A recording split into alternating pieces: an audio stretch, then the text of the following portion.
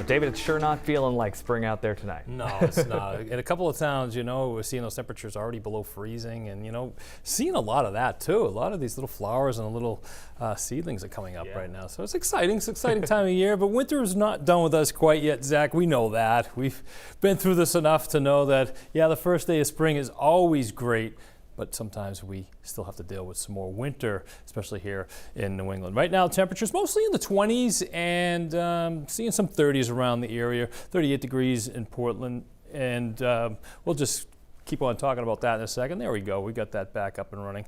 And again, the temperatures are back into the 20s and falling into the 20s overnight, and you could even see some teens far northern areas of Maine if the temperatures, if the clouds clear. Right now, winds are really negligible, and that's why we could see some radiational cooling overnight tonight. So right now we have a trough moving through New England. We have a series of weak low pressure systems along a frontal boundary over the Great Lakes into northern portions of Maine, and those are going to stay there. And they're going to have that cold air locked to the north, and then the milder spring-like temperatures to the south. And there's a little bit of a battle zone that's going to be going on throughout the course of the week, but for the most part we should be on the southern edge of that until about Wednesday night and Thursday, when an impulse of low pressure moves through the area. Again, I was looking at these snow showers showing up on the radar flurries, but I'm not seeing any reports of that right now. But if you do see a flurry, hey, send a tweet to me. Say, hey, we are seeing the radar is working well.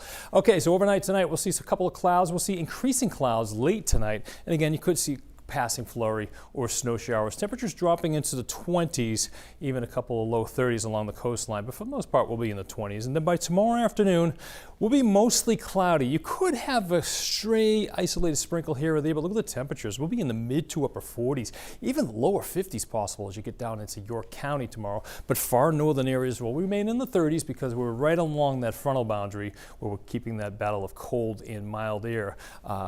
Cold air to the north and mild air to the south. And then by tomorrow evening, temperatures dropping back in the 30s north and falling through the 40s as we get rid of any precipitation. And tomorrow night, not looking like a bad night. We'll see temperatures mostly in the 30s and a few 20s on Tuesday night. Okay, so it's going to be a chilly start on Wednesday, and then by Wednesday night into Thursday, we're watching this low pressure system moving through the area. Its warm front will be bringing some milder air to the south, but we could have a little bit of start off evening Wednesday night into early Thursday, especially across northern portions of the state. We'll watch that closely. Just to the north and across the higher elevation. Friday it's going to be mostly clear, and then as of the week goes, we'll watch the temperatures all over the place a little bit. They'll be up and down here and there, with mostly in the 40s, close to average, a little bit above average.